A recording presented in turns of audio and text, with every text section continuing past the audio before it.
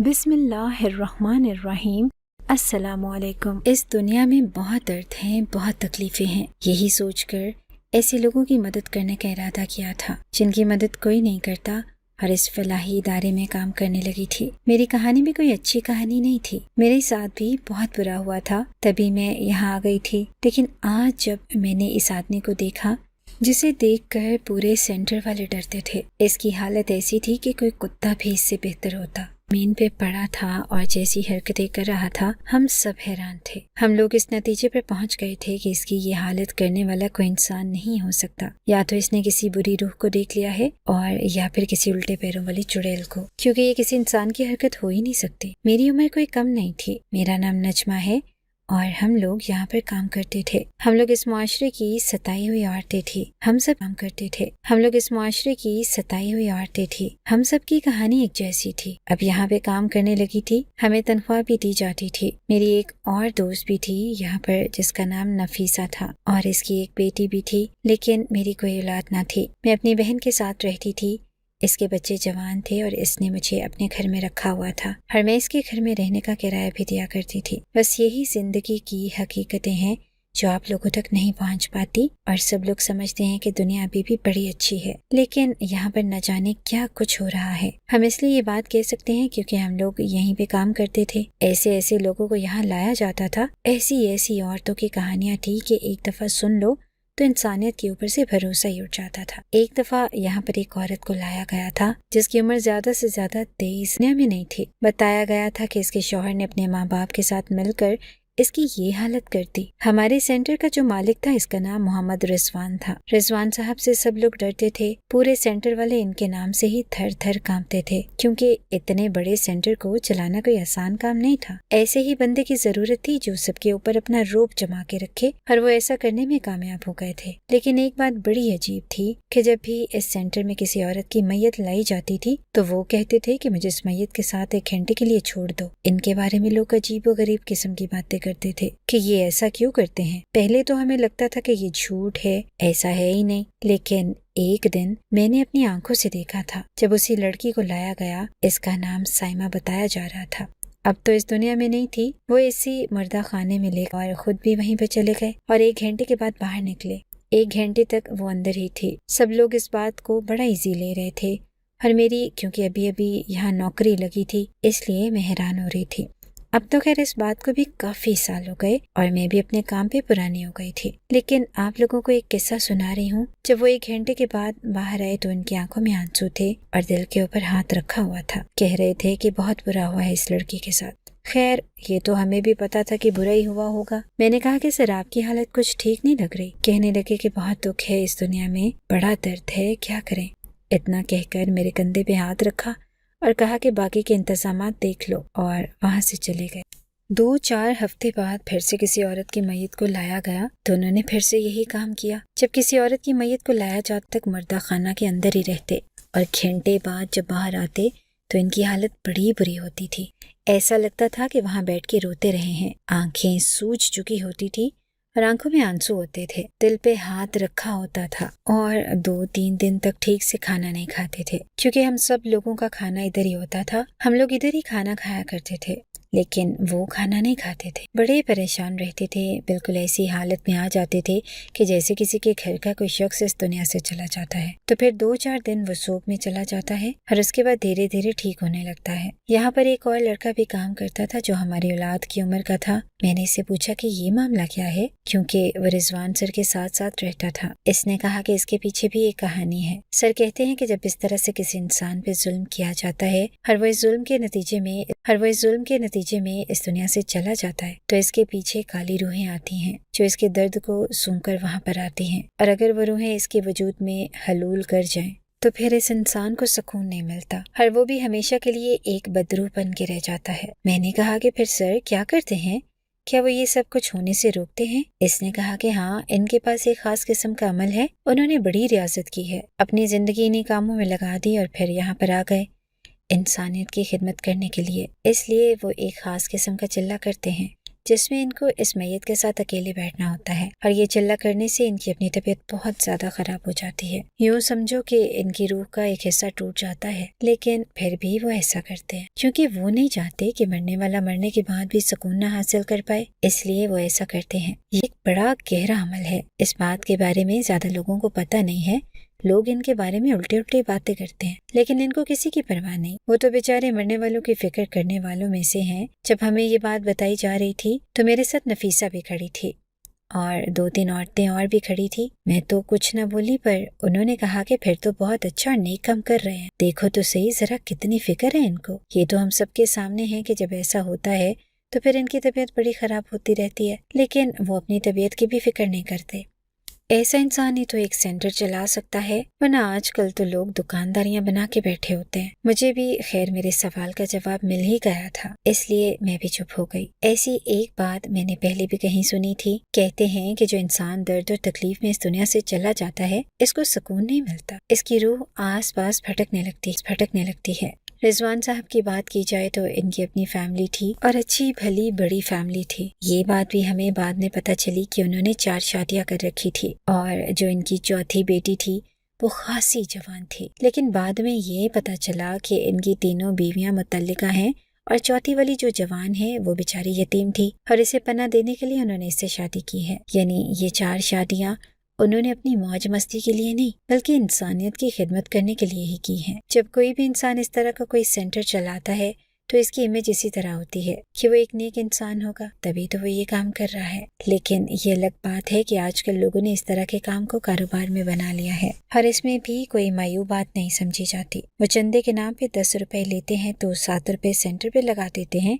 हर 3 रुपए से वो अपना घर चलाते हैं और एक तरह से देखा जाए तो ये ठीक है, क्योंकि इनके घर भी तो रोटी पानी से ही चलते हैं, खाली हवा से तो नहीं चलते। लेकिन रिजवान साहब की ये हरकत अगर सच थी तो फिर वाकई वो अच्छे इंसान थे। और धीरे धीरे मेरे दिल में ये सवाल उठने लगा कि वो ये अमल सिर्फ औरतों के साथ ही क्यों करते हैं, क्योंकि एक दिन हमारी निगरानी में एक मर्द की मैयत को भी लाया गया था। यहाँ पर तो यही सब कुछ होता था। इसी तरह से मैयतें आया करती थी और मर्दों की मैयतें ज्यादा होती थी। कुछ मजदूर होते थे, कुछ बेचारे ट्रैफिक हादसों ने इस दुनिया से जा चुके होते थे, क्योंकि मर्दों के साथ इस तरह के हादसात ज्यादा होते हैं बेचाए के औरतों के साथ। पर जब भी किसी मर्द की मैयत आती थी तो ऐसा कोई अमल नहीं करते थे, बल्कि वो इस मैयत को देखने भी नहीं थे। वो बाकियों को कह देते थे कि खुद ही सारे मामला देख लो, कहते कि कार्रवाई कर लो और जिनकी मैयत है इनके हवाले कर दो। तो एक दिन नफीसा मेरे पास बैठी थी, बड़ी परेशान थी। मैंने कहा कि क्या बात है, तो कहने लगी कि कुछ नहीं, मेरी एक जवान बेटी है, इसकी शादी के लिए परेशान हूँ। तुम्हें तो पता है कि शौहर के घर वालों ने घर से निकाल दिया और शौहर ने दूसरी शादी कर ली। अब वो बेटी जवान हो रही है, इसकी फिक्र है मुझे। घर में अकेला छोड़ के आती हूँ, बाहर से ताला लगा के आती हूँ, किसी को पता नहीं होता। पहले छोटी थी लेकिन अब वो जवान है, अगर किसी दिन कोई घर के अंदर कूद गया तो फिर क्या होगा। मैंने कहा कि तुम अपनी बेटी को घर में बंद करके आती हो। इसने कहा कि हाँ, और क्या करूँ। मैं इससे कहना चाहती थी कि तुम इसे मेरी बहन के घर छोड़ दो, लेकिन मेरी बहन के घर में भी उसके बेटे जवान थे। मेरी बहन मुझसे बड़ी भी थी और अगर मेरी शादी चल जाती तो शायद अभी मेरे बच्चे भी जवान होते, इसलिए मैं इसे ये ना कह सकी। लेकिन इतना तो कह सकती थी कि अगर मेरी बहन के बेटे के साथ वो अपनी बेटी की बहन कौन सी अमीर थी और इसके बेटों को भी रिश्ते तलाश करने में मुश्किल होनी थी, क्योंकि वो भी कोई बड़ी पोस्टों पे नहीं थे, मजदूर ही थे। मैंने नफीसा से कहा कि अपनी बेटी की शादी किस किस्म के इंसान से करना चाहती हो। इसने कहा कि बस जैसा भी हो, घर अपना हो और 2 वक्त की रोटी खिला सके। और हम क्या कह सकते हैं, गरीबों की बेटियां अमीरों के घर तो नहीं जाती, गरीबों में ही जाती है ना। मैंने अपनी बहन से बात करने का इरादा कर लिया और नफीसा से कहा कि अपनी बेटी की एक तस्वीर मुझे दिखा दे। इसने मुझे जब तस्वीर दिखाई तो मैं बड़ी हैरान हुई। इसकी बेटी तो बहुत ज्यादा खूबसूरत थी, इतनी खूबसूरत थी कि कोई अमीर भी इसको अपनी बहू बनाने को तैयार हो जाता, क्योंकि शक्ल से वो अमीर ही लगती थी जैसे अमीरों के बच्चे होते हैं, खूबसूरत और प्यारे प्यारे। इसने कहा कि हाँ, इसका बाप बहुत अच्छा और खूबसूरत था। अच्छा मतलब कि शक्ल से अच्छा था, तभी ये भी इस पर चली गई है। बड़ी प्यारी है, इसको ले आई तो सारे खानदान वाले भी हैरान हो जाएंगे और मेरे बेटे को भी शायद अकल आ जाए। तो एक काम कर, ये रिश्ता पक्का कर दे। मैंने कहा कि मैं पक्का कर दूं। इसने कहा कि हाँ, तू पक्का कर दे, तेरी दोस्त की बेटी है, इसके हाथ पे कुछ रख दे और हो सके तो मेरी बेटी की तस्वीर भी दिखा दे, फिर बस रिश्ता पक्का कर दे, मैं भी मिल लूंगी इससे। मैंने कहा कि ठीक है। और इस तरह से हमने नफीसा की बेटी सोनिया के साथ अपनी बहन के बेटे फराज का रिश्ता पक्का करवा दिया। इसने कहा कि तूने मेरी बहुत बड़ी मुसीबत हल कर दी है, लेकिन अभी ये मसला तो अपनी जगह है कि मुझे काम पे आना होता है और वो घर में अकेली होती है। लड़की की उम्र ज्यादा नहीं थी, इसलिए हमने सिर्फ मंगनी की थी। हम ये नहीं चाहते थे कि वो अभी से रुखसत हो जाए। अभी इसकी उम्र रुखसती की नहीं थी। मैंने कहा कि देख, अब तेरी बेटी के साथ एक आदमी का नाम जुड़ गया है, अल्लाह खैर करेगा। इसका भी कोई मामला, हरी बेटी के साथ एक आदमी का नाम जुड़ गया है, अल्लाह खैर करेगा। इसका भी कोई मामला हल हो जाएगा। मैं इससे कहती थी कि अपनी बेटी को अपने साथ क्यों नहीं लेके आती, तो वो कहती थी कि तुझे तो पता है कि यहाँ पे कैसे कैसे मंजर देखने को मिलते हैं। मैं नहीं चाहती कि वो बेचारी वक्त से पहले ही बड़ी हो जाए। जैसे हम बड़े हो गए थे, क्या देखेगी वो कि ये कैसे कैसे लोग आ रहे हैं यहाँ पे, कैसी औरतों को लाया जाता है। पूछेगी कि इनके साथ क्या हुआ है तो क्या बताऊंगी। तुझे तो पता है ना, यहाँ पे कोई खुशी खुशी तो नहीं आता। मैंने इसे कहा कि हाँ, ये बात भी तेरी बिल्कुल ठीक है। खैर, ये मामला तो एक तरफ था, अब नफीसा के साथ मेरी भी रिश्तेदारी जुड़ गई थी। मैं इसकी बेटी की खाला सास थी और मैंने इसे कहा था कि जब तक मैं इस घर में रहूंगी मैं तेरी बेटी का अच्छे से ख्याल भी रखूंगी। शायद इसीलिए वो मान भी गई, क्योंकि मैंने तो मरते दम तक अपनी बहन के साथ ही रहना था। अब मुझसे किसने शादी करनी थी, मेरा वक्त गुजर चुका था। एक दिन बारिश हो रही थी और बहुत ही खूबसूरत मौसम था, लेकिन हम ऐसी जगह पर बैठ के ये नहीं कह सकते थे कि जिंदगी बहुत खूबसूरत है। बड़ा प्यारा मौसम है। हम लोग अपने कामों में लगे थे जब अचानक से एक लड़की को वहाँ पे लाया गया। इसकी हालत बड़ी बुरी थी। वो शायद बेहोश थी और बहुत ही जवान और खूबसूरत लड़की थी। वही मामला ससुराल वालों ने शायद कुछ किया था, या फिर पता नहीं शौहर ने जब इसे ला के अंदर रखा। मैंने इसका हाथ पकड़ा तो इसका हाथ बिल्कुल गर्म था। इसका मतलब कि वो अभी जिंदा थी, क्योंकि सर्दी के मौसम में अगर इसका हाथ इतना गर्म था तो इसका मतलब कि इसमें जान बाकी थी। लेकिन वो लोग कह रहे थे कि एक्सपायर हो चुकी है। मैंने कहा कि नहीं नहीं, ये जिंदा है अभी। मैंने इतनी बात की कि रिजवान साहब आए और उन्होंने मुझे खड़े खड़े डांटना शुरू कर दिया। कहा कि यहाँ क्या कर रही हो, औरत को दौरा पड़ गया है, वो पागल हो गई है, बाकी इनको नुकसान पहुँच जाएगी, तुम्हारी ही मरीजा है ना वो। मैंने कहा कि वो मेरी है, लेकिन मैं इधर आई थी क्योंकि यहाँ पे कोई था नहीं। उन्होंने कहा कि बातें नहीं करो, चलो जाओ यहाँ से। मैंने कहा कि सर, ये लड़की जिंदा है पर लोग कह रहे हैं। उन्होंने कहा कि हाँ, मैंने सुन लिया है, मैं संभाल लूंगा, तुम जाओ। वैसे वो काम नहीं करते थे, अपने ऑफिस में बैठे रहते थे, लेकिन आज उन्होंने कहा कि मैं तुम्हारे हिस्से का काम कर लूंगा, तुम उधर जाओ। जब मैं उधर गई तो ये देख के हैरान रह गई कि उस तरफ किसी भी मरीजा को दौरा नहीं पड़ा था। ये इस सेंटर का दूसरा हिस्सा था जहाँ पे उन औरतों को रखा जाता था जिनका इस दुनिया में कोई भी नहीं होता। इसमें से कुछ औरतें पागल भी थी, कुछ बूढ़ी भी थी, कुछ का दिमागी तवाज़ुन खराब होता था और दौरा वगैरह पड़ना नॉर्मल बात होती थी। मैं जरा लोगों को अच्छे तरीके से संभाल लेती थी, इसलिए सबकी मेरे साथ दोस्ती थी। जब किसी को दौरा पड़ जाता था तो मुझे ही बुलाया जाता था, लेकिन यहाँ पर ऐसा कुछ भी नहीं था। मैंने पूछा कि क्या किसी की तबीयत खराब हुई थी, तो उन्होंने कहा कि नहीं, किसी की भी तबीयत नहीं खराब हुई। आज तो बड़ा अच्छा दिन है, मौसम अच्छा है, सब लोग आराम से बैठे हैं। मैंने सोचा फिर सर ने मुझे ऐसा क्यों कहा। फिर यहाँ पे आ गई तो 2-4 काम और निकल आए, क्योंकि काम तो इस सेंटर में खत्म होते ही नहीं थे। फिर मैं काम खत्म करके वापस गई और मैंने कहा कि वो लड़की जिसको लाए थे, इसकी मैंने फाइल उठाई। मैंने कहा कि वो किधर गई। उन्होंने कहा कि वो तो पोस्टमार्टम के लिए ले गए हैं। मैं हैरान रह गई। मैंने कहा कि पोस्टमार्टम के लिए ले गए? पोस्टमार्टम के लिए कैसे ले गए? जिंदा लड़की को पोस्टमार्टम कर रहे हैं?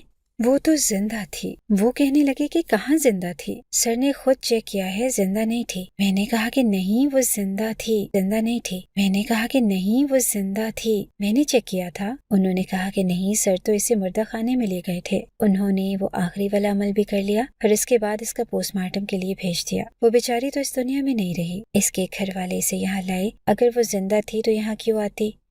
मुझे ये बात दूसरी लड़की ने बताई और वहाँ से चली गई। नफीसा मेरे पास आई और उसने कहा कि क्या बात है, परेशान क्यों लग रही हो? मैंने कहा कि वो लड़की जिंदा थी और ये कह रहे हैं कि जिंदा नहीं थी और उसे जानबूझ के मुर्दा खाने में ले गए और अब वो इस दुनिया में नहीं है। नफीसा ने अपने मुंह पे हाथ रख लिया। इसने मुझ पे कोई शक नहीं किया कि तुझे गलत फहमी हुई होगी, तूने गलती की होगी, क्योंकि इसे पता था कि मैं अपने काम की बहुत पक्की थी और मैं ये काम सिर्फ ऐसे ही नहीं करती थी कि मुझे और कोई काम नहीं मिला था। मैं एक नर्स भी थी, मुझे किसी की भी नब्ज देखनी आती थी। मुझे पता था कि एक जिंदा इंसान कैसा होता है और मुर्दा इंसान कैसा होता है, इसलिए मैं गलती नहीं कर सकती थी। हाँ, ये अलग बात है कि मेरी शादी करवा दी गई اور مجھے کام سے ہٹا لیا گیا تھا، لیکن میں نے 3 سال سروس دی تھی۔ اس نے مجھے کہا کہ تجھے یقین ہے؟ میں نے کہا کہ ہاں مجھے یقین ہے، وہ لڑکی زندہ تھی یار، جوان لڑکی تھی، شاید ابھی بھی اس کی شادی ہوئی تھی، اس کے ہاتھوں پہ مہندی لگی ہوئی تھی، اس کے ساتھ کچھ برا ہوا تھا، ظاہر ہے تبھی وہ یہاں آئی ہوگی، لیکن وہ زندہ تھی یار۔ اور سر نے مجھے جھوٹ بول کے بھیجا، انہوں نے کہا کہ وہاں پہ دورہ پڑا ہے کسی کو، ادھر کسی کو دورہ بھی نہیں پڑا تھا۔ میں نے نفیسہ کو ساری بات بتا دی، وہ بھی حیران رہ گئی۔ اس نے کہا کہ تو کیا کہنا چاہتی ہے کہ سر نے جان بوجھ کے اس لڑکی کو، اس کی زبان رک گئی۔ میں نے کہا کہ پھر اسے یہ بھی بتایا کہ جب کبھی بھی کوئی لڑکی آئی ہے وہ ہمیشہ تبھی عمل کیوں کرتے ہیں۔ یہ بات ہمارے منہ سے نکلی، ادھر ادھر گونجنے لگی۔ اس بات کا جواب دینے کے لیے بھی وہ لڑکا ایک دن ہمارے ساتھ بیٹھ گیا۔ شاید اسے یہ کہا گیا تھا کہ ہمارے سامنے یہ بات کر دے، کیونکہ ہم لوگ آج کل اسی موضوع پہ بات کر رہے تھے۔ ہم لوگ جب کھانا کھا رہے تھے وہ ہمارے پاس آ کے بیٹھ گئے، آگے پیچھے نہیں بیٹھتا تھا، وہ سر کے ساتھ ہی کھانا کھاتا تھا۔ سر کا کھانا بہت اچھا ہوتا تھا، ہمارے لیے تو کبھی دال کبھی سبزی، اور ہفتے میں صرف اتوار کے دن ہی چکن بنتا تھا، اس میں بھی بہت زیادہ پانی ہوتا تھا، لیکن آج بھی دال ہی پکی تھی۔ وہ ہمارے پاس آ گیا اور کھانا کھانے لگا، باتوں باتوں میں خود ہی ذکر کرنے لگا۔ اس نے کہا کہ یہ جو عورتیں ہوتی ہیں نا، انہی پہ زیادہ جنات وغیرہ عاشق ہوتے ہیں۔ کبھی دیکھا ہے کہ کسی مرد پہ بھی کوئی جنات عاشق ہوئے؟ اسی لیے عورتوں کے ساتھ یہ عمل کرنا بہت ضروری ہوتا ہے، مردوں کے ساتھ نہ بھی کرے تو کوئی فرق نہیں پڑتا۔ جو باقی عورتیں بیٹھی تھی وہ ان باتوں پر یقین کر رہی تھی، لیکن مجھے اور نفیسہ کو اب اس بات کو بالکل بھی یقین نہیں تھا، کیونکہ ہم لوگوں نے جو معاملہ دیکھا تھا وہ ہماری آنکھوں کے سامنے سے گزرا تھا، اور ہم لوگ ابھی بھی حیران اور پریشان تھے۔ لڑکی کے گھر والے اس کو لے جا چکے تھے، ابھی تک تو شاید اس کا کفن دفن بھی ہو گیا ہوگا۔ میں بار بار اپنے دماغ پہ زور ڈال رہی تھی اور کوشش کر رہی تھی کہ کہیں مجھ سے غلطی تو نہیں ہوئی، لیکن مجھے اچھی طرح یاد ہے کہ لڑکی کا ہاتھ گرم تھا اور اس کی نبض بھی چل رہی تھی۔ ایسا ہو ہی نہیں سکتا تھا، ایسا کوئی بھی نہیں کہہ سکتا کہ وہ لڑکی زندہ نہیں تھی۔ پھر اس کے ساتھ کیا معاملہ ہوا، کیسے ہوا، کس نے کیا اس کے ساتھ، کیا وجہ ہو سکتی تھی؟ ایک دن میں سر کو دیکھ رہی تھی جب مجھے نفیسہ نے کہا کہ کیا دیکھ رہی ہو، تو میں نے کہا کہ سوچ رہی ہوں یار کہ جو اس طرح کے لوگ ہوتے ہیں نا، دوسروں کی مدد کرنے والے، تو میں نے کہا کہ سوچ رہی ہوں یار کہ جو اس طرح کے لوگ ہوتے ہیں نا، دوسروں کی مدد کرنے والے، ان کے چہروں پہ بڑا نور ہوتا ہے، بڑی چمک ہوتی ہے۔ لیکن تو سر کو دیکھ، پچھلے 2-4 سالوں میں ان کے چہرے کی کیا حالت ہو گئی ہے، پورے منہ پہ کالے کالے نشان پڑ گئے ہیں، وہ جیسے ان عورتوں کو پڑ جاتے ہیں جو بہت زیادہ بچے پیدا کرتی ہیں، جن کو چھائیاں کہا جاتا ہے، لیکن وہ اتنی نمایاں نہیں ہوتی۔ سر کے منہ پہ وہ بالکل کالی سیاہ تھے، ان کے ماتھے پہ، ان کے رخساروں پہ، ناک پہ اور تھوڑی پہ ایسے لگتا تھا کہ انہوں نے کوئی بچوں کو ڈرانے والا ماسک پہن رکھا ہے۔ وزن بھی بہت زیادہ بڑھ گیا تھا، حواس بھی ایسی ہو گئی تھی کہ ہر ٹائم گلا خراب رہتا تھا، اور سکون تو ایک پل کا بھی نہیں تھا، ہر ٹائم غصے میں رہتے تھے، اپنا غصہ کسی نہ کسی پہ نکالتے رہتے تھے، پریشان بھی رہتے تھے، اور ان کے چہرے پہ بالکل بھی سکون نظر نہیں آتا تھا، جبکہ وہ تو لوگوں کی مدد کر رہے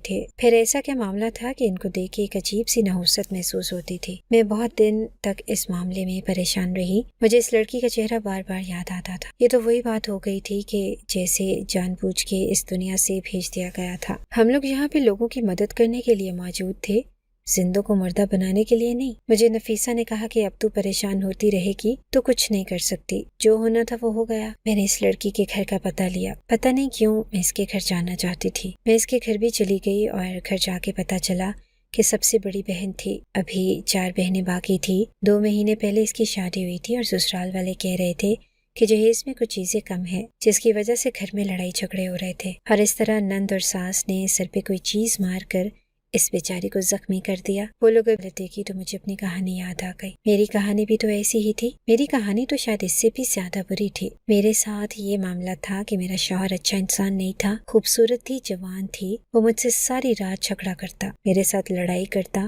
لیکن جب دوپہر ہوتی تو کہتا کہ شام کو میرے کچھ دوست آ رہے ہیں، اچھا سا کھانا بنا لینا۔ جب میں اچھا سا کھانا بنا لیتی تو مجھے کہتا کہ کہہ رہے ہیں کہ تم کیوں نہیں تیار ہوئی، خود بھی تو تیار ہو جاؤ۔ میں نے کہا کہ آپ کے دوستوں کے سامنے میرا کیا کام ہے؟ تو وہ کہتا کہ کیوں، تم سے بھی تو ملیں گے، میں لوگوں میں سے نہیں ہوں جو اپنی بیوی کو پردے میں رکھیں، میرے دوست میرے بھائیوں جیسے ہیں، اگر تم سے مل لیں گے تو کیا ہو جائے گا؟ جب میں بیمار تھا میرے دوستوں نے میرا گھر چلایا تھا، یوں سمجھو کہ سارے تمہارے دیور ہیں۔ میں تیار ہو کے ان کے سامنے چلی گئی، سلام دعا ہوئی، ان سب نے مجھے عجیب نظروں سے دیکھنا شروع کر دیا، مجھے یہ سب کچھ عجیب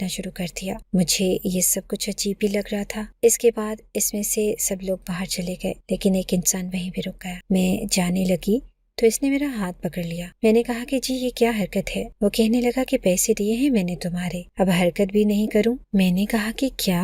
یہ سن کر میں حیران رہ گئی کہ میرے شوہر نے مجھے کھڑے کھڑے بیچ دیا تھا، وہ بھی اپنے دوستوں کے آگے۔ اس دن تو میری حالت بڑی بری ہوئی، میں پھنس چکی تھی، میرے پاس نکلنے کا کوئی راستہ نہیں تھا، لیکن میں نے اپنے اوپر دوبارہ ایسی کوئی کھڑی نہیں آنے دی اور نتیجتاً میرا رشتہ ٹوٹ گیا۔ میرے شوہر نے مجھ پر ہی بدکرداری کا الزام لگایا اور اس الزام کو الٹا کر کے میرے پہ لگا دیا کہ جب اس کے گھر میں اس کا کوئی دوست آتا تھا تو میں اس پہ بری نظر رکھتی تھی، اس لیے اس نے یہ سب کچھ کیا ہے۔ اور وہ میرے جیسی عورت کو اپنے ساتھ نہیں رکھنا غلطی نہیں ہے۔ سب لوگوں نے یہی کہا کہ کوئی بھی مرد اتنا بے غیرت نہیں ہوتا کہ اپنی بیوی کو خود تیار کر کے اپنے دوستوں کے سامنے پیش کرے اور پھر اپنے گھر کو ہی دلالی کا اڈا بنا لے۔ تم جھوٹ بول رہی ہو، ایسا ہو ہی نہیں سکتا۔ میں سوال پوچھتی ہوں اس معاشرے سے کہ جب کوئی عورت کے اوپر الزام لگتا ہے تو لوگ فوراً مان لیتے ہیں اور کہتے ہیں کہ ہاں عورت ہی بری ہوگی، اس کی غلطی ہوگی، اس نے ایسے کیا ہوگا۔ لیکن جب مرد پر الزام لگتا ہے تو لوگ بنا ثبوت کے کیوں نہیں مانتے؟ یہ کیوں کہتے ہیں کہ نہیں ایسا نہیں ہو سکتا؟ ارے آج کل کیا نہیں ہو سکتا ہے؟ آج کل تو ایسے کام ہو رہے ہیں، ایسی حرکتیں ہو رہی ہیں کہ انسان حیران ہو جاتا ہے۔ انسانیت تو کہیں پیچھے ہی رہ گئی ہے۔ پھر بھی لوگ عورت سے نہ تو دلیل سنتے ہیں اور نہ ہی کسی ثبوت پہ عمل کرتے ہیں، لیکن مرد کی بات کو بنا ثبوت کے مانا نہیں جاتا اور اس سے کوئی دلیل بھی نہیں مانگی جاتی۔ زور کہ ہم لوگوں کو شاید اپنے کردار مضبوط کرنے کے لیے پتہ نہیں کتنے سال لگ جائیں گے، پتہ نہیں کتنی قربانیاں اور کتنی کہانیاں بنے گی۔ خیر، اس لڑکی کی کہانی سن کر مجھے اپنی کہانی یاد آ گئی تھی۔ ہم لوگ واپس آ گئے اور نفیسہ ایک ہفتے سے کام پر نہیں آئی تھی۔ میں بڑی پریشان تھی کیونکہ اس کا فون بھی نہیں مل رہا تھا۔ میں اس کے گھر جانا چاہتی تھی پر کیونکہ وہ نہیں آ رہی تھی اس لیے اس کے حصے کا کام بھی مجھے کرنا پڑ رہا تھا۔ ایک دن میں نے سر سے کہا کہ مجھے 2-4 گھنٹے کے لیے جانا ہے تو اس نے کہا کہ تم چلی جاؤ گی تو کام کون کرے گا؟ نفیسہ بھی نہیں ہے۔ میں نے کہا کہ اس کا پتہ کرنے جانا ہے تو کہنے لگے کہ پتہ کیا کرنا ہے، کوئی چھوٹی بچی تھوڑی ہے، آ جائے گی اور جتنی چھٹیاں کر رہی ہے اتنی تنخواہ کٹے گی اس کی۔ میں یہی تو چاہتی تھی کہ اس کی تنخواہ نہیں کٹے اور اس کے ساتھ برا نہ ہو۔ جب ایسے آپ کسی جگہ پہ کام کرتے ہیں اور کی تنخواہ نہیں کٹے اور اس کے ساتھ برا نہ ہو، جب ایسے آپ کسی جگہ پہ کام کرتے ہیں اور آپ کے ساتھ کوئی اور کام کرتا ہے تو آپ کو ایک ہفتے بعد ہی خیال آتا ہے کہ اس کے گھر جا کے پتہ کیا جائے کہ معاملہ کیا ہے۔ ایک ہفتہ تو نارمل ہوتا ہے، اسی طرح 8-10 دن گزر گئے۔ میں بڑی پریشان تھی کہ کیا ہوا، کیونکہ ایک تو اس نے یہ بتایا تھا کہ وہ اپنے بیٹی کو اللہ کے حوالے چھوڑ کے آتی تھی، دوسرا اس کے سسرال والے بھی اس کے پیچھے پڑے تھے، کہتے تھے کہ جب یہ ہمارے گھر سے نکلی تو اس کے پاس 2-3 تولے سونا تھا، وہ ہمیں واپس کرے۔ انہوں نے اس پہ کیس کیا ہوا تھا۔ وہ بیچاری تاریخیں بھی بھگتتی تھی لیکن ایسا تھا کچھ نہیں، اس کے پاس کوئی بھی سونا نہیں تھا۔ انہوں نے ویسے ہی اس پہ الزام لگایا تھا اس کو ذلیل کرنے کے لیے۔ میں سوچ رہی تھی کہ لگتا ہے کہ کوئی معاملہ خراب ہو گیا ہے تبھی وہ کام پہ نہیں آ رہی، ورنہ وہ بھی میری طرح یہی تھی، چھٹی نہیں کرتی تھی، کرتے تھے تو ہماری تنخواہیں کاٹ لی جاتی تھی۔ پر پھر بھی یہ ارادہ کرنے کے باوجود بھی کہ میں جاؤں، میں نہیں جا پائی اور پتہ چلا کہ پھر سے کسی عورت کی میت آئی ہے۔ اس دفعہ میں نے سوچ لیا تھا کہ میں یہ سب کچھ نہیں ہونے دوں گی اور میں اس مردہ خانے کے اندر جا کے کھڑی ہو جاؤں گی تاکہ میں یہ دیکھ سکوں کہ رضوان سر وہاں پہ کون سا عمل کرتے ہیں، ایسا کون سا عمل ہے جس کے بارے میں صرف انہی کو پتا ہے اور یہ وہ عمل کرنا اپنا فرض سمجھتے ہیں، جبکہ ہم زندہ لوگ ہیں، ہمارے ساتھ تو ان کے خلاف اچھا نہیں ہے۔ ہماری تو یہ تنخواہیں کاٹ لیتے ہیں، ہمیں باتیں سناتے ہیں، ہمیں انسان نہیں سمجھتے، ہمارے لیے اچھا کھانا نہیں بناتے، ہماری کسی بھی سہولت کا خیال نہیں رکھتے، لیکن ایسے لوگ جو اس دنیا سے جا چکے ہیں ان کے لیے ان کا دل کیوں اتنا دھڑکتا ہے؟ اور جاننے کا یہی طریقہ تھا کہ کسی طرح میں بھی مردہ خانے کے اندر جا کے چھپ جاتی اور دیکھتی کہ کون سا عمل ہو رہا ہے، اور میں نے یہی کی۔ میں چھپ گئی، دیکھا کہ ابھی ایک جوان لڑکی کی میت کو لایا گیا تھا، وہ وہیں پر موجود تھی۔ مجھے ڈر تو لگ رہا تھا لیکن میں کون سا یہاں پہلی دفعہ آئی تھی، پہلے بھی تو آ چکی تھی، میں پردے کے پیچھے کھڑی تھی اور مجھے یہ نہیں پتا تھا کہ میرے پاؤں نظر آ رہے ہیں۔ سر وہاں پر آئے اور وہ کہہ رہے تھے کہ وہ عمل کرتے ہیں، اور عمل کرنے کا مطلب یہی ہوتا ہے کہ عمل میں کوئی نہ کوئی چیز استعمال ہوتی ہے، کوئی موم بتی، کوئی اگربتی، کوئی پھول، کوئی لیمو یا پھر کوئی مرچ وغیرہ، لیکن ان کے پاس کچھ بھی نہیں تھا۔ پھر میں نے سوچا کہ شاید کوئی پڑھائی کرتے ہوں گے، لیکن ہاتھ میں کوئی تسبیح نہیں تھی، سر پہ کوئی ٹوپی نہیں تھی۔ مجھے تو اتنا بھی پتا ہے کہ انہوں نے وضو بھی نہیں کیا ہوا تھا۔ پھر یہاں پر کس قسم کا عمل ہونے والا تھا؟ وہ اسی لڑکی کی میت کی طرف بڑھے جو ابھی آئی تھی اور دیکھنے میں کافی جوان اور خوبصورت تھی، لیکن اب بیچاری اس دنیا میں نہیں تھی۔ مجھے لگا کہ جیسے ہی ان کا منہ طرف ہوگا اور وہ اپنا عمل شروع کر دیں گے मैं भी पर्दा हटा के देख लूंगी कि क्या हो रहा है। और वैसे तो मेरे पास मोबाइल था, इसमें वीडियो भी बनती थी, लेकिन शायद वो वीडियो इतनी साफ नहीं बनती। पर मैंने सोचा था कि अगर कोई ऐसी वैसी हरकत हुई तो मैं ये वीडियो बना लूंगी। पता नहीं मैं ये सब कुछ करने तक कैसे आ गई। शायद इसलिए क्योंकि वो कहते हैं ना कि जिसका कोई नहीं होता वो बहादुर होता है। जिसके पास खोने के लिए कुछ नहीं होता, इसे किसी बात से डर नहीं लगता। वो कहते हैं कि जब आपके पास खोने के लिए कुछ नहीं तो फिर आपने डरना क्यों। शायद इसीलिए मेरे दिमाग में भी फतूर सवार हो गया था। लेकिन मेरे कदमों के नीचे से जमीन तब निकली जब अचानक से सर ने पर्दा हटा दिया। हरमैन के सामने रूबरू खड़ी हो गई। वो भी हैरान रह गए कि यहाँ क्या कर रही है, ये क्या हरकत है। मैं घबरा गई। हरमैन को क्या बताती कि आपकी जासूसी करने के लिए खड़ी थी। मैंने कहा कि कर रही थी, आप अचानक से अंदर आ गए और मुझे पता कि आपने अमल करना था। मुझे लगा कि मैं साइड पे खड़ी हो जाती हूँ, जब अमल खत्म हो जाएगा तो मैं बाहर चली जाऊंगी। ये ना हो कि मेरी वजह से आपके अमल में खलल पड़ जाए और आपको गुस्सा आ गया, इसलिए मैं साइड पे खड़ी हो गई। मैंने बहाना बड़ा ही पक्का बनाया था और मैं तो वैसे ही डरी हुई थी। उन्होंने कहा कि अगर तुम इस कमरे के अंदर रहती हो और मैं अमल शुरू करता तो तुम पे भी हसीब आ जाते। शुक्र करो कि मैंने तुम्हारे पाँव देख लिए। तब मैंने अपने पैरों की तरफ देखा और अपना सर पीटने का दिल किया कि पर्दे के नीचे से मेरे पाँव नजर आ रहे थे। उन्होंने कहा कि चलो निकलो यहाँ से और किसी को अंदर आने नहीं देना, बाहर ही खड़ी हो जाना। मैंने कहा कि जी मेरा प्लान तो नाकाम हो गया था, लेकिन अब मुझे उन्होंने काम दे दिया। मैं बाहर ही खड़ी थी, पर मुझे नहीं पता था कि मेरा प्लान तो नाकाम हुआ, लेकिन आज सारी हकीकत हम सबके सामने आ जाएगी। बाहर ही खड़ी थी, पर मुझे नहीं पता था कि मेरा प्लान तो नाकाम हुआ, लेकिन आज सारी हकीकत हम सबके सामने आ जाएगी। मैं वहीं खड़ी थी जब मुझे मेरी बहन की कॉल आ गई। इसने कहा कि तुम्हारी नफीसा का फोन आया था, कह रही है कि तुम्हारे बेटे के साथ अपनी बेटी का रिश्ता नहीं करेगी, रिश्ता तोड़ दिया है इसने। मैं ये सुन के हैरान रह गई। मैंने कहा कि रिश्ता कैसे तोड़ दिया, क्यों तोड़ दिया, ये कैसी बात कर रही हो। इसने कहा कि हाँ इसने रिश्ता तोड़ दिया और ये भी कहा कि आइंदा हमें फोन भी ना करना, हमसे कोई राब्ता भी ना करना। मेरी बहन थोड़ी जज्बाती थी, लड़ाई झगड़े करने वाली थी। इसके बेटे भी ज्यादा मेहनती नहीं थे, लेकिन इनके किरदार के बुरे नहीं थे, इसलिए मुझे भी समझ नहीं आ रहा था कि नफीसा ने क्यों इनकार किया था। ऐसी भी क्या बात हुई थी कि इसे कोई खबर मिली होगी जो इसने इनकार कर दिया, लेकिन ऐसा कुछ होना तकरीबन नामुमकिन था। ऊपर से वो इतनी ही थी, मैं वैसे ही परेशान थी, लेकिन थोड़ी देर के बाद जो वहाँ पे मंजर देखने को आया वो हैरान कुन था। अभी पूरा घंटा नहीं गुजरा था, कोई 15-20 मिनट गुजरे होंगे कि सिर्फ वहाँ से निकल के भागे, और ऐसे भागे कि इनको देख के कोई भी डर जाता। उन्होंने ऐसी ऐसी गैर इंसानी चीखें मारी और चीखें मारते हुए वहाँ से भागे कि मेरा दिल बुरी तरह से बैठ गया। इनको होश नहीं था और इनके कपड़े कहाँ हैं, इनको होश नहीं था कि इनके जूते कहाँ हैं। इनका मफलर साइड पे गिर गया, स्वेटर एक साइड पे गिर गया, एक जूता पाँव में था और दूसरा पाँव में था ही नहीं, और वो चीखते चिल्लाते बस भागते ही जा रहे थे। यहाँ तक के सामने एक दीवार से सर टकरा के रुक गए और अजीब तरह से उल्टियाँ करने लगे। इनके अंदर से अजीबो गरीब किस्म की आवाज़ें आने लगी। हम सबको इस बात पे यकीन हो गया कि सर के ऊपर किसी जिन्नात का हमला हो गया है, हाजिरी हो गई है, इनके जिस्म हलूल कर गई है, क्योंकि वो जिस तरह की हरकतें कर रहे थे वो कोई इंसान नहीं कर सकता था। लेकिन जब उन्होंने तौबा तौबा करना शुरू किया और सजदे करने शुरू कर दिए और जमीन पे नाक रगड़नी शुरू कर दी, अब हमें पता चला कि शायद मामला ऐसा नहीं है। इसके बाद वो बेहोश हो गए और उन्होंने इतनी उल्टियाँ की कि इनके अंदर जान ही नहीं बची थी। इनको वहीं से अस्पताल ले जाया गया। अस्पताल यहाँ से करीब ही था।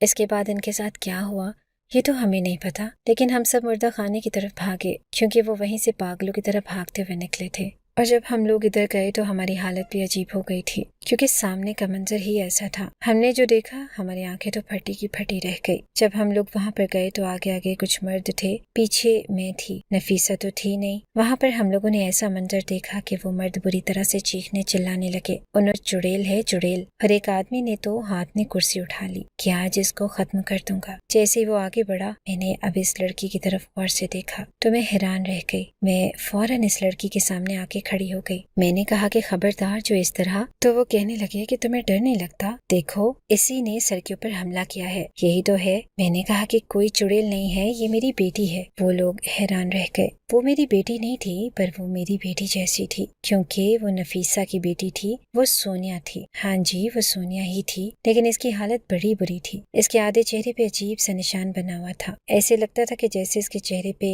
या तो गर्म दूध गिरा था और या फिर गर्म पानी, जिसकी वजह से इसकी ऐसी हालत हो गई थी। मैंने इसे कहा कि सोनिया मैं हूँ। वो भागती हुई मेरे पास आई और मेरे हो गई थी। मैंने इसे कहा कि सोनिया मैं हूँ। वो भागती हुई मेरे पास आई और मेरे गले लग गई। कहने लगी कि खाला मुझे बचा लो, अम्मी भी पता नहीं कहाँ है, मुझे बचा लो, मुझे बचा लो। मैं यहाँ पे छुपी हुई थी जब वो आदमी अंदर आया। मैंने इसके मुंह पे हाथ रख दिया, क्योंकि मुझे समझ आ गई थी कि वो क्या कहना चाहती थी। वो बेचारी बहुत डरी हुई थी। मैं इसे अपने घर ले गई और मैंने अपनी बहन से कहा कि ये देखो इसकी क्या हालत हो गई है। इसने ये नहीं कहा कि क्या हाँ हालत बुरी है, क्या है या क्या नहीं। मैं पहले इसे डॉक्टर के पास ले गई थी, पट्टी वगैरह करवा के लाई। वो कहने लगी कि अब तो ये वैसे भी शादी के काबिल नहीं रही। इसकी ये बात सुन के मुझे बड़ा अफसोस हुआ, लेकिन अब मुझे ये पता करना था कि नफीसा कहाँ है। मामला ऐसा हुआ कि इनके घर पे सोनिया के बाप के घर वालों ने हमला कर दिया था और काफी लड़ाई झगड़ा हुआ था। इसी लड़ाई झगड़े में सोनिया के मुंह के ऊपर किसी को भी पता नहीं था। तब से ये बेचारी इधर उधर छुप रही थी। इसने कहा कि वो लोग पहले घर पे आए तो माँ ने कहा कि वो मेरे साथ ही रहेगी, काम पे भी नहीं जाएगी। लेकिन एक दिन वो घर से बाहर निकली तो वो लोग दोबारा आ गए और उसके बाद बड़ी वाली लड़ाई हो गई। मैं 2 दिन से घर में छुपी हुई थी, फिर इधर आ गई। आपसे मिलना चाहती थी। आपके पीछे पीछे ही मैं इस मर्दा खाने में गई थी। मैंने अपना सर पकड़ लिया, क्योंकि जब मैं ये देखने के लिए अंदर गई कि रिजवान सर वहाँ पे क्या करते हैं, तो शायद सोनिया भी चुपके चुपके मेरे पीछे वहाँ चली गई थी। और बाद में वो इसलिए नहीं बोली क्योंकि अंदर वो आदमी खड़ा था। लेकिन फिर इस आदमी ने मुझे तो बाहर निकाल दिया, लेकिन खुद वो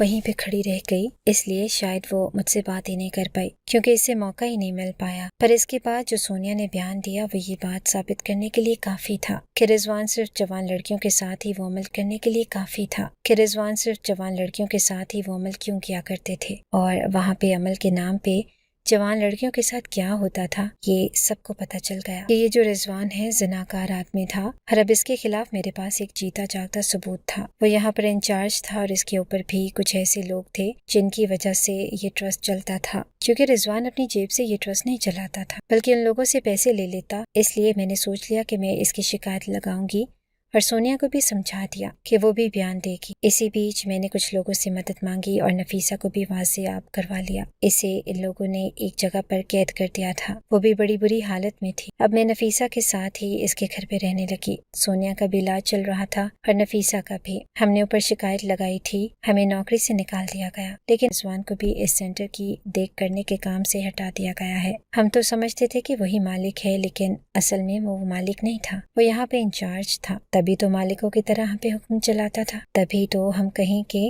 जब ये कोई जवान लड़की आती तभी क्यों इसने अमल करना होता था। सोनिया की उम्र कम थी, वो बेचारी मासूम थी, इसके साथ भी बुरा होने वाला था। लेकिन जब रिजवान ने इसकी शक्ल देखी तो वो ये समझ गया कि शायद ये लड़की इस दुनिया से जा चुकी थी, लेकिन अब इसकी रूह इसके अंदर वापस आ गई है। और क्योंकि सोनिया का चेहरा जला हुआ था इसलिए वो बहुत ज्यादा खौफनाक लग रही थी। रिजवान ने यही समझा होगा कि ये लड़की चुड़ैल बन गई है, तभी तो वो ऐसे पागलों की तरह डरते हुए वहाँ से भागा। और इसी डर में आके जो इसका सर दीवार पे लगा था तो इसकी तबीयत और भी ज्यादा खराब हो गई।